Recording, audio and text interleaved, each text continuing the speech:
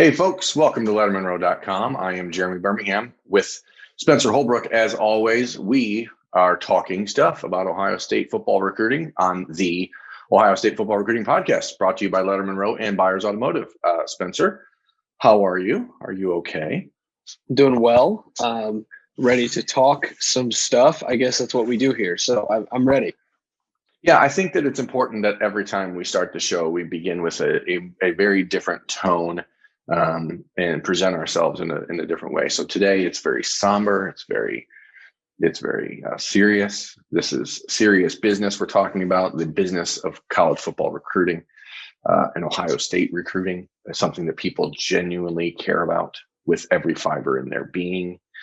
Basketball season's over, Spencer. Nobody has anything else to pay attention to. Let's talk football. Okay. Yeah. So let's start here. I don't exactly have a plan for this, as you know. We don't ever really script these things out. So let's just talk. Ohio State offered a second 2023 in-state offensive lineman in Josh Padilla on Monday night. And so I think that's sort of the most pressing thing to talk about, because whenever we talk about in-state offers, they immediately go onto commitment watch. Because that's just what happens when Ohio State offers their 7 or 8 guys every year in the state of Ohio. So Josh Padilla, 6'4", 265-pound offensive tackle at Huber Heights Wayne High School. Definitely a guard in college. The early comparison from what I've seen from him on tape is Pat Elflein. I think that's the type of guy I think he could be. He's a wrestler, very good wrestler, comes from a wrestling background. And it's early, obviously, to offer a player in state who the Buckeyes haven't been able to see in a camp setting. But if you turn on the film on Josh Padilla, and I recommend that people do, you're going to see a really nasty offensive line prospect that just likes to hit people. It's weird because they both wear glasses, so this might be a cheap comparison, but he kind of reminds me of Luke Whippler in a sense where you look at him, you're like, that guy's not nasty. And then you turn on the film and you're like, who is that guy? And it's the same guy. You're like, whoa, I did not know that that's the same person. But that's just a quick comparison for me, because when I turn on both those films, I do see some similarities there. I do think that that's a fair comparison. I don't know how you feel about that, but I think that's fair. I mean, much like Superman, Josh Padilla takes off the glasses and mild-mannered Clark Kent turns into a very aggressive, very angry football player, and that's something Ohio State likes on the offensive line, especially from an interior lineman. And again, they really like the wrestling background when it comes to offensive line prospects, because you know that they have extremely quick feet. They know how to use their hands, and they understand the art of leverage. And you can teach other technique outside of that. And what Josh Padilla told me about the offer when Ohio State told him was that what they knew they couldn't teach is his mindset and his mentality. And that should give you an insight into why Ohio State made that offer. Now, Josh did say he's not committing anytime soon. But my sense on things is that it will be a major, major upset if he doesn't commit to Ohio State in the near future. I think that he becomes a candidate to be commitment number 1 in the class of 2023. He's the 4th in-state prospect offered in 23, joining Sonny Styles, Brennan Vernon, and Luke Montgomery. And now you really start to see that momentum toward what we've talked about a number of times is the importance of getting your base set up in the state and letting those guys do the work. Yeah, that 2023 class has a chance to be actually pretty special in the state of Ohio. I think, Luke Montgomery has a chance to be a top 100 player. Brennan Vernon has a chance to be a 5-star guy. Sonny Styles, I do believe, is going to be a 5-star guy. The jury's still out a little bit on Josh Padilla, where he could end up in those rankings, because we know fans love to look at those rankings. But this class in state has a chance to be really special. And if the Buckeyes can lock down the borders early in that 2023 class, I think it sets up for what could be yet another special recruiting class throughout for the Buckeyes in 2023. Yeah, and the thing is, with a kid like Luke Montgomery, I've written about him on Lettermen Row, is that these guys are all extremely close. Luke is sort of taking on the leader of the pack mentality, not just for Ohio State, but he is working to build relationships around the country with a number of big-time kids and that whenever Luke does commit, and again, I mean, similar to Padilla here, I think it's going to be a major surprise if he ends up anywhere other than Ohio State.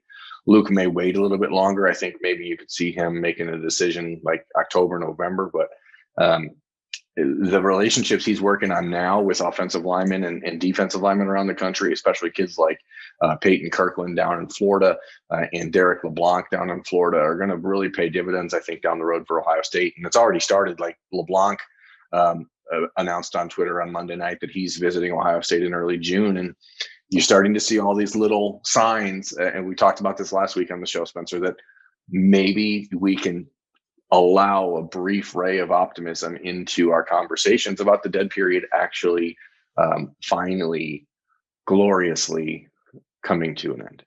Yeah, and it's a sensible decision. It's a decision that should have been made, in my opinion. I know in your opinion, a few months ago, there should be visits right now during spring football, but that's now neither here nor there because there's nothing we can really do to change that.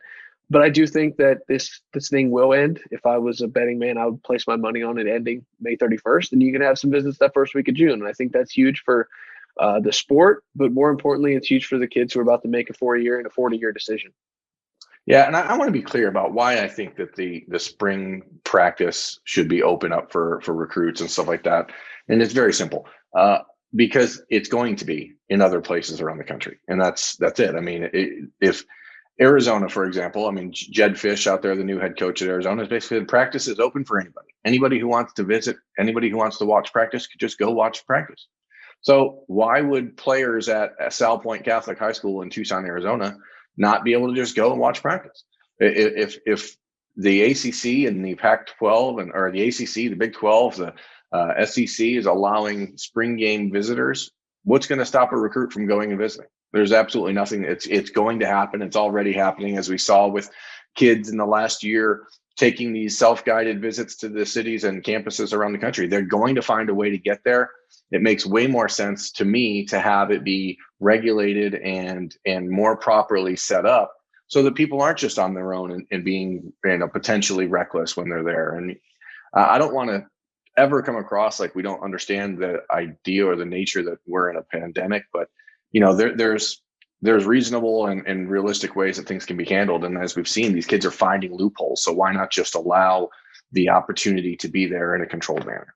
Right. Yeah, I completely agree. And I think, there was a way to do it safely. There was a way to do it soundly. There was a way to make sure that when kids were getting on airplanes and going across the country to do these visits, that they were going to be tested when they were in these cities and they were going to be tested when they get home. And you could have had all that set up, but instead they just took the easy way out. They said, no visits at all. And now you got under the table visits and self-guided visits that are happening all over the country. And they're not sanctioned. They're not safe by what the NCAA would want it to be safe.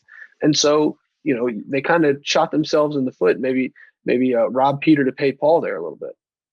Yeah. And, it is what it is. I mean, we're not going to change the world at this point. So let's just look toward that June 1st date and hope that things are opened up so that kids like Derek LeBlanc and Josh Padilla and Luke Montgomery and Brennan Vernon and all these kids can finally make visits. Ohio State is starting to set up official visits for June. So that's another telltale sign that things are at least starting to feel like there's reason to be optimistic.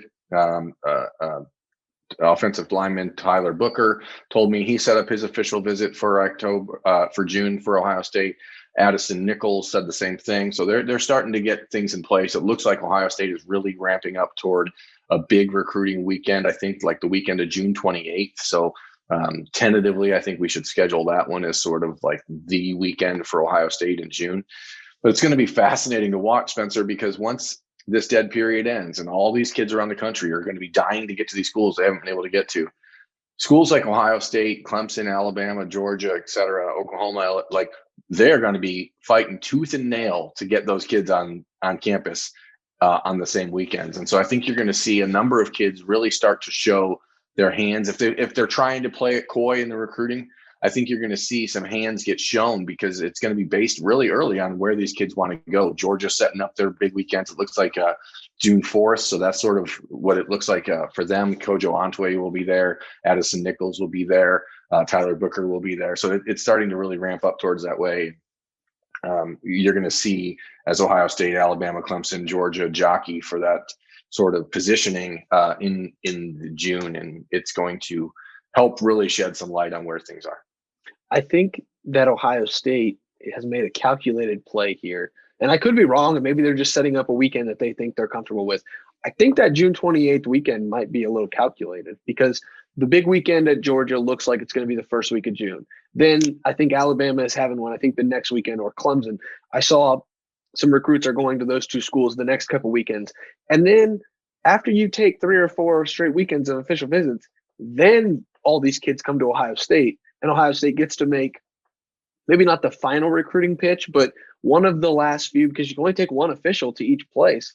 Maybe they're setting that up. So, hey, we're going to let you guys go the first 3 weekends to these places, and then we're going to get you on the 4th weekend with your 4th official visit or your 5th official visit. I think that's a smart play. And if it is calculated, it's very smart.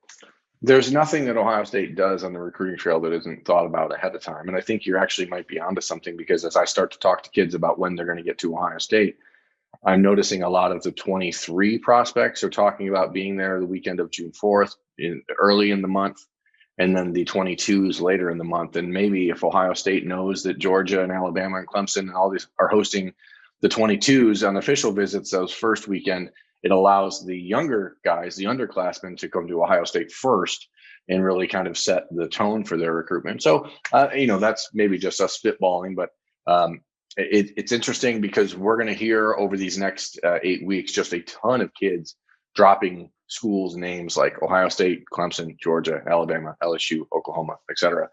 And I heard a lot of that this past weekend. I was in Atlanta at the Under Armour Camp Series stop in Atlanta, and also made some trips around the area to check out some Ohio State targets that were not going to be participating in the camp. So we'll start with those ones, and then we'll dive into the camp a little bit, Spence.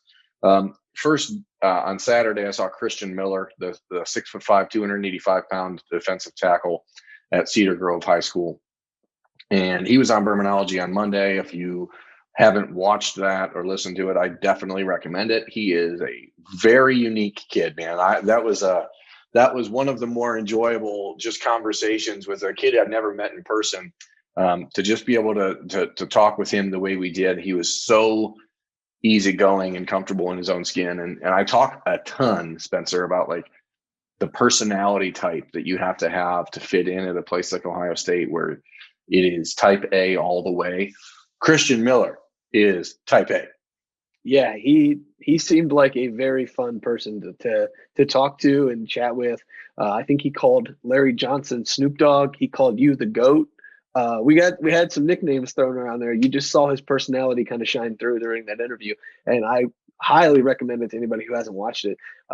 But he also had some nuggets in there that were really interesting and kind of shed some light on his recruitment, and I think that's probably the main takeaway from everything he talked about. And you can probably touch on that more. Yeah, I mean, I think it's obvious here that Ohio State has changed his recruitment quite a bit. He was initially expected to commit on April the 4th, and he told me that was pretty much going to be between Florida and Georgia. And now, those two will remain in his top 5, but now you have USC and Ohio State really emerging in the recruitment. And I think, and I could be wrong. I've been wrong about things before, but from talking to people all weekend, it seems to me that it's Ohio State and USC that are the front runners, maybe. With Georgia, not because of anything Georgia did wrong, but I think that there's just something about Christian's personality that, to me, as I read it, and again, this is not based on anything I was told by him or anyone else, to me, he just seems like a kid that wants to experience life away from home, and he wants to do something different. I've talked in the past about the tea leaves when a kid has an offer from his home state school and keeps kind of putting it off and looking other ways. I think that you should pay attention to that. I know that it's not always the case, especially in the SEC, where a lot of kids wait a long time to commit. But this is a young man that wanted to commit early and hasn't done it to Georgia. And I think I could be totally off base, but to me, that means something. And doesn't Georgia have 4 defensive tackles or defensive linemen already committed in the class? Like, it's not a they're not short on talent there. And if you there's a difference between not wanting to compete and just looking at the roster and the roster shakeout and saying, well, that's not very realistic for me. So, you do look at that situation. You say, well, maybe it is time for him to look past Georgia and look at other schools around the country that he could see himself fitting in with better. Yeah, Georgia has 3 defensive linemen committed already. They're expected to land Michael Williams, who's a good friend of his. They are also, in the mix heavily for Walter Nolan, who I think, based on what I saw and heard over the weekend, I would not be surprised if Walter Nolan ends up at Georgia. I just, there's this belief among some in the Georgia circles that because of the relationship he has with Michael Williams, because of the relationship he has with Tyree West, who's already committed there, that they're all going to sort of end up together. And I just don't buy it. I didn't get that feeling at all. I didn't get it from Christian. I did not get it from talking to other people around Georgia. I did not get it from talking to sources at Ohio State about his recruitment. He's the number 10 ranked defensive tackle in the country. He is not Walter Nolan. We'll talk more about Nolan as we get into this show, who is a surefire day one starter at any school he goes to. He is that sort of talent. But again, Ohio State's interest is, generally speaking, about way more than just what a kid does on the football field. And that's why I think Christian Miller is a perfect fit for Ohio State.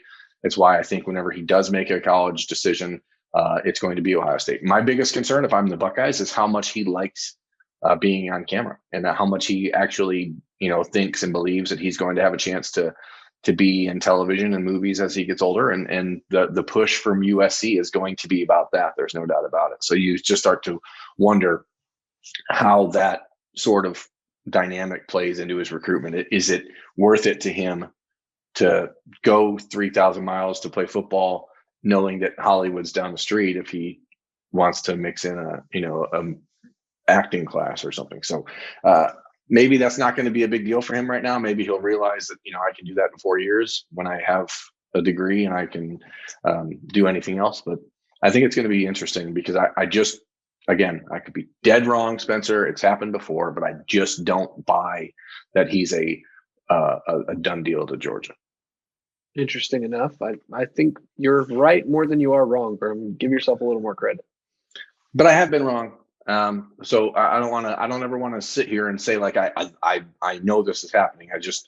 It does not feel like a situation where he is dying to go to Georgia at this point. And that's similar with Jake Pope, 222 safety at Buford High School, who I also saw on Saturday, who's on Bermanology on Tuesday afternoon, a rare, 2-time Bermanology week here on lettermenrow.com. Jake Pope's interesting because we talk a ton about safeties at Ohio State in the cycle, and Xavier Wampa and Zion Branch. And those two, if you look at them, that they're safeties, right? They're like one deep safeties. They're 6'2", they're 6'3", they're 200 pounds. They look like what we think of when we think of Sean Taylor type safeties, right? And then you have a kid like Jake Pope, who's 6'1", 190 pounds, legitimately. I mean, he was an inch and a half or maybe almost an inch and a half taller than me. He's a very good athlete. He's a player that I think is more in the mold of like what a Lathan Ransom type safety is at Ohio State, where you could put him in the slot and put him as a nickel safety. And he could also play on special teams. He returns kicks. He can play offense. He is a really versatile kid from a high school that produced Harry Miller. He's a 3.9 student. He is a player on the country's #1 ranked baseball team at Buford. He's a center fielder there. There's a lot to like about Jake Pope, and he just seems like the type of kid that Ohio State recruits anymore. And you look at his recruitment, and it's Ohio State, it's Notre Dame, it's Alabama, it's Georgia. I mean, he all these schools around the country like this kid. He could walk through your front door, and you would not know that he's a college football prospect, but he is a really good kid and an athlete that I think Ohio State believes is the type of person and player they want in their program. Yeah, and he seems like a good fit culturally, but he also seems like a good fit athletically. I kind of like what he does on the field. He's pretty versatile. Like you said, he's not going to be a deep safety that drops back and plays like a Josh Proctor, but he could be a Lathan Ransom. He could be, some of those guys at Ohio State is starting to like getting in the mix. And I think that's a recruitment to keep an eye on. And I know you have the pulse of that now that you went down and saw him. Yeah, and he's actually a Clemson legacy, which I think is something that doesn't really get talked about much. His dad played at Clemson, and Clemson has not offered. I don't know if they would, if that would change things dramatically, but he's got a top 14 list that's out there currently. He told me he's trying to cut that either almost in half or in third by the end of this month, to really start narrowing in on those final 5 that he's going to set up visits for June. And I'll be shocked if Ohio State's not in that group. It's been Matt Barnes leading the way. He has really prioritized Pope in these last couple of weeks and last month and a half, really, since he got his offer from Ohio State. And again, when it sounds like beating a dead horse, and we talk about it all the time, but Ohio State, the focus here is really on the culture fit and the kids that are going to come in, do the work, and be a face of the program in a way that that they're going to represent the school very well, and they're going to take care of their business on and off the field. And Jake Pope is certainly that. So I want to mention this. I went over to Alatoona High School on Saturday to see Bennett Christian, Ohio State's one of Ohio State's 2 tight end commitments in the class of 2022. And I'm going to tell you what, we don't get to see a lot of these kids because of the COVID stuff. And Bennett Christian is a legitimate 6'6". Like, he's taller than Luke Farrell right now, and at 235 pounds, he is skinny. Like, this is a kid that is going to end up coming into Ohio State at about 6'6", 250, 255, I bet. And he's going to surprise some people. I don't know why he doesn't get the national acclaim that a lot of these tight ends do, like Oscar Delp down there in Georgia, for example. But the more you look at these tight ends, and Jeremy Ruckert's a prime example of this. Coming out of high school, Jeremy Ruckert was a 6'5", 225-pound receiver. And I know he's listed as a tight end because that's where you project guys, but I think a lot of the rankings and a lot of the conversation around who's the best and who does this is based almost entirely on statistics. And at Alatoona, they're not throwing the ball very often. They basically run a power I the entire game. And when they do throw it, everyone knows it's going to Bennett Christian. And so it's easy to double and triple team the 6'6", 235-pound tight end. But I'm telling you, he's going to surprise some people with how he looks, because I was surprised, and I've talked to Bennett a number of times since he committed. He looks like a legitimate Division I Big Ten tight end right now. Wow, that's kind of surprising, because when you had him on Bermanology when he committed, he was kind of a smaller guy, really skinny, and to think that he's going to continue to grow and into that frame and that body, all of the Ohio State coaching staff, Kevin Wilson's probably got to be thrilled with landing him early in the cycle and having him in the commitment column earlier than usual. Yeah, and again, it speaks to me to what Ohio State's looking for at the position. They're looking for well-rounded kids. They would love to have every tight end come in and be the pass catcher that Jeremy Ruckert is, but it also took them 3 years to teach Jeremy Ruckert how to block in line and taught, to convince him that that's a part of his game he needs. And I think what's really interesting about Bennett Christian and Benji Gosnell to a lesser degree, because Gosnell's a little bit more, built for that. He's 6'4" and 225 range. He's maybe more of a guy you'd think of as a basher, a real punishing guy. These kids are going to Ohio State because they want to be complete tight ends. And so the ranking may not be where you think it should be for an Ohio State prospect, but from a simple athletic standpoint, you're talking about a kid who's a lacrosse player, and both of those guys are, grow up in that sport as well and play other sports. I just think that they don't get the attention that they maybe should. So hopefully as the summer comes along, Bennett decided to not participate in the Under Armour camp because he wants to play in the All-American game in San Antonio, not the one in Florida. And so he just figured he would just not go there. And I don't blame him. Those camps are kind of silly. I mean, for a tight end, it's not like you're going to be the guy drawing all the attention anyway. So I did go to that camp on Sunday, Spencer, and there were a lot of dudes drawing attention. Let me just start there by saying what an incredible group of defensive linemen. That's Georgia, though, right? Like, you know what you're going to get when you go down to Georgia and you look at those high school football players, and it's going to be a lot of talent in the trenches.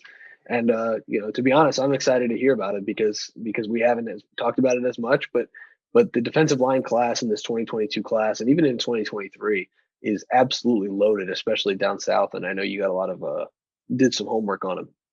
Yeah, I mean, the thing is, obviously Walter Nolan is the headliner, and he should be. This kid is remarkable. I mean, if you're looking for a defensive tackle, if you created a defensive tackle on Madden, that's exactly what he'd look like. I mean, 6'5", 300 pounds, broad as a barn.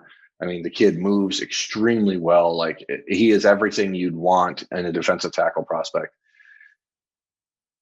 Not going to see many of them better, and I know that that's all well and good, but he's not going to Ohio State, like, period. So he's going to continue to tell people that he's interested in the Buckeyes, and he may very well be. He may be interested in learning from Larry Johnson and talking to Larry Johnson. It's just not going to happen. There's not going to be Ohio State and Walter Nolan. Maybe he'll visit. I don't know if he will. I don't think it matters. I just don't see it happening. And that one, unlike when I'm talking about Christian Miller, where I'm like, maybe I'm wrong. If I'm wrong on this one, I will retire. I will never talk about college football recruiting again. But that kid is not going to Ohio State, and I don't think it's even worth talking about it. I mean, he's going to be super, super good no matter where he ends up, but it will not be Ohio State. And if you talk about that and you give that sort of impression, on the other side of it, there's Levius LT Overton, the 23 defensive end from Milton High School in Alpharetta, Georgia, who is on hand, 6'6", 255 pounds, has an Ohio State offer as a basketball player and a football player.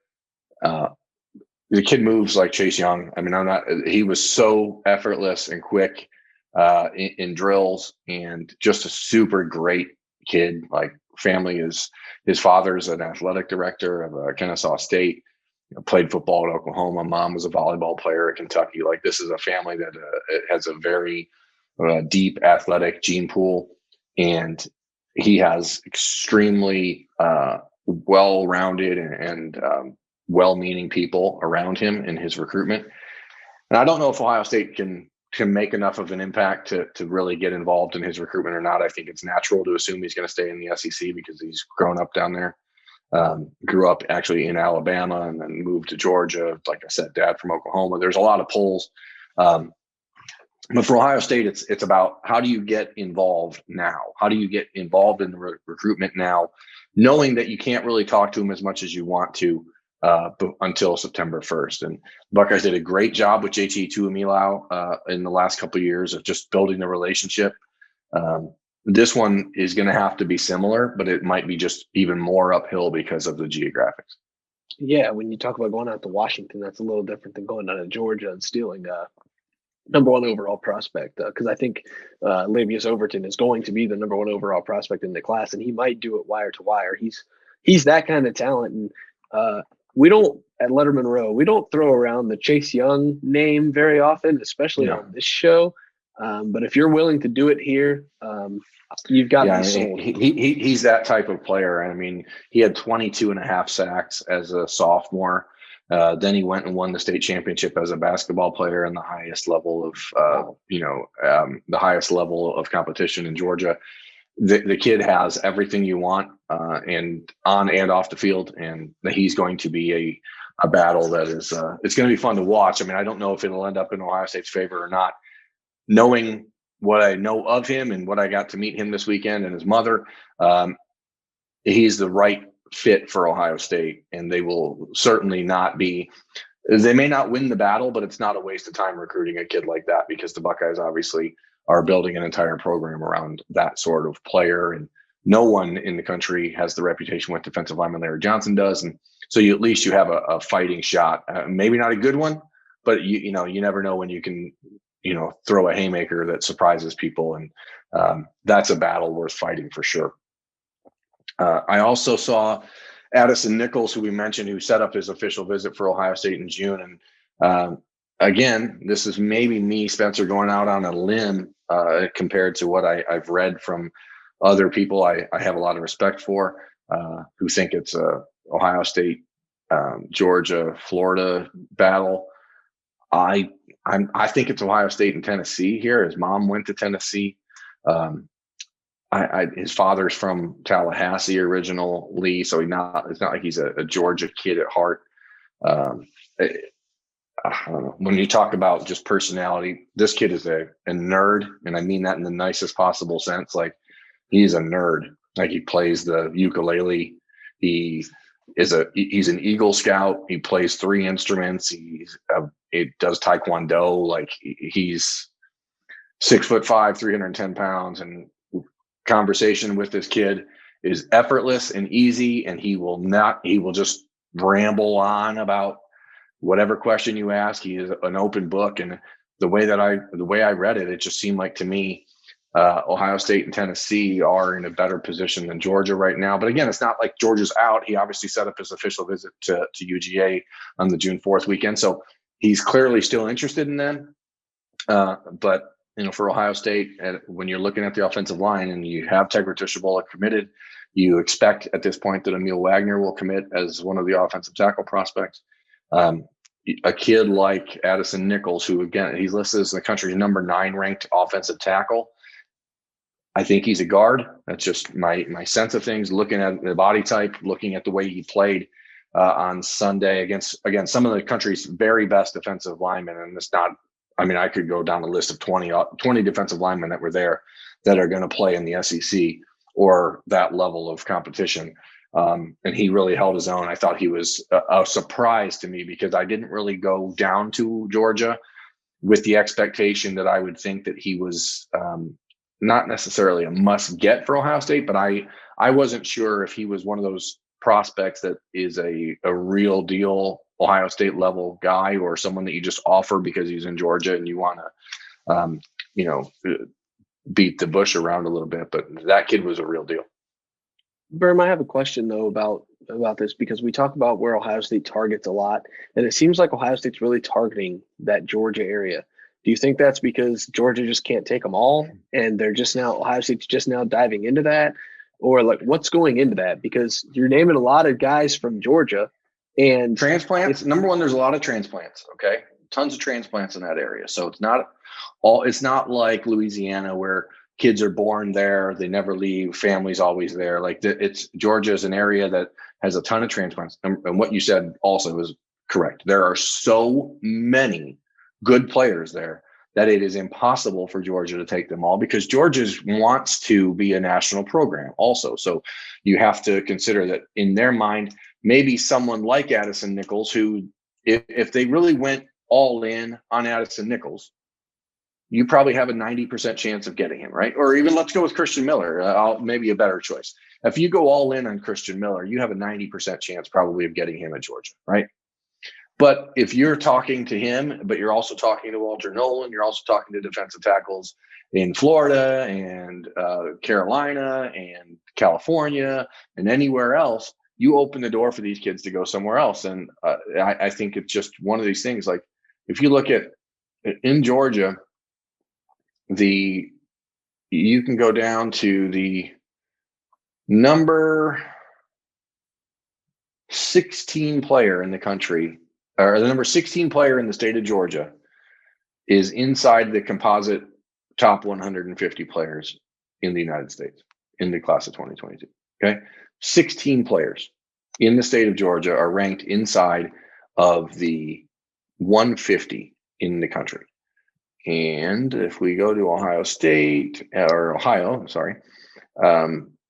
there are 6 players in Ohio in the top 150. So almost 3 times as many. It's becoming harder and harder. We've talked about this, and I know some people will disagree. Ohio does itself 0 favors. The Midwest does itself 0 favors. There's no spring football. They're not allowed to play 7-on-7 football. They are not being trained the same way that these kids are in the rest of the country. And it is beginning to show up in the recruiting rankings. I mean, to not allow spring ball, you go down to Georgia, these kids are playing football 12 months a year. In Ohio, they're playing it 3 months a year. I mean, it's taking Ohio kids 2 or 3 years longer to develop and to be ready for that level of competition, because they've played 2 years less of football by the time they get out of high school. I mean, it seems to me like a pretty obvious answer as to why all of a sudden the SEC is so much better than everyone else. I mean, aside from the fact that they have less stringent academic standards to get kids into school, and aside the fact that they have rampant cheating that goes on in all of their recruiting, the talent is that much easier to get because there's so much more of it. The fact that Georgia doesn't win a national championship every other year is partly an indictment on the coaching staffs that they've had there at Georgia, but also because obviously Alabama's so good at it. But when you look at the demographics, when you look at the talent, when you look at the fact that, again, academic standards in most of these schools are lower, and the conference has basically all but sanctioned just wild west style recruiting in the last decade, like how did anyone ever beat them? It's sort of confusing to me. I went off on a tangent, didn't I, Spencer? Sorry about that. Oh, no, it was a good one, though. I mean, you're not wrong. And so I guess we have an answer. You have given us the answer, Berm. I mean, it's frustrating, I think, because people just assume, and I did not want to go off on this. There's this widespread assumption. Oh, let's go back to Walter Nolan here, for example. Okay. This kid is again, surefire, big-time NFL draft pick. He might be the number one pick in the NFL draft in 3 years. He's that good. His top 10, obviously Ohio State, Michigan, Alabama, LSU, Georgia, Florida, Tennessee, all these schools. When I don't want to call out individual fan bases because I know it's not popular, but if you look at the response, so there was a message board thread on the Michigan website this weekend about Walter Nolan and his what they were perceiving as his top 5 schools. So Ohio State, Michigan, Alabama, Georgia, and I don't know if it was Tennessee or Clemson was not listed. And the response from the Michigan fans was, oh, well, one of these things is not like the other, and assuming that all these other schools cheat. The minute that Michigan will understand, and the fans of Michigan understand, Ohio State is not doing those things, and that Michigan is actually worse at football because they just are worse at football right now, and they will start to understand that schools like Ohio State, Clemson, a lot of Oklahoma, these other schools around the country that are not actively participating in the widespread stuff that happens in the SEC, like maybe we'll start to see some institutional changes across the landscape of college football, because there is a huge disparity between what is permitted to happen in these leagues and what happens in the places like the Big Ten. It's not even, and not every school in the Big Ten, by the way, is clean. I'm not saying that there's not things that happen at Ohio State or Michigan or anywhere else that shouldn't happen, but the turning of a blind eye to things that goes on at these other schools it's incredible, Spencer. It's incredible. You're not wrong. You're preaching to the choir here, Berm. I think you're going to preach to a lot of the choir in Ohio State. The fans that listen to this show are probably going to be right on board with what you're saying here. And you're not wrong. And when you go down to a camp in Atlanta with all of the SEC, future SEC defensive linemen, future SEC players everywhere, it kind of just becomes heightened. And so I think this is a show that needs to happen about once a year, just to remind everybody what. And I want to be clear. I firmly believe that you have to do what you have to do to succeed in these places. Okay, I get it. Like if I often wonder, like, what would happen if Michigan or Clemson or these other schools that Ohio State actually competes against began to participate in that kind of activity again? And again, I don't want to say Ohio State's always been clean, because they certainly weren't. I mean, we've heard the stories about what happened 15 years ago and longer, but it's not the same program anymore. And I think that the sooner that people realize that what separates Ohio State right now from the rest of the Big Ten is not, bad stuff.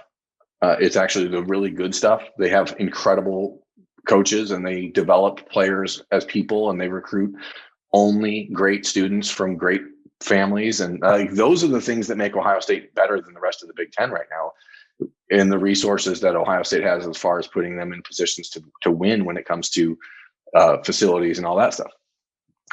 If you have to keep up with the Joneses, and the Joneses are cheating their asses off, then you might have to cheat your ass off too, right? Like, and I'm not even saying that it's wrong. I mean, it's wrong from a rule standpoint, but if everyone's doing it, fine. To me, it's like steroids in baseball, Spencer. Like, if everyone was doing it, okay, so let them play and see what happens. If everyone's doing it, then who's ever best on the field, the result ultimately still comes down to that, doesn't it?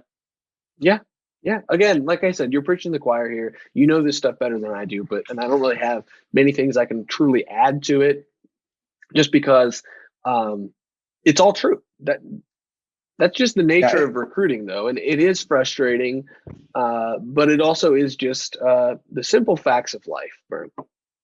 I mean, you look at just random stuff, like any of these kids who are making these self-guided visits. So once they step into an environment that allows them to sort of skirt rules or to find loopholes that or create loopholes when they're on these self-guided visits, then the expectation is that that's what's going to happen when they go to every place, and that's just not the case.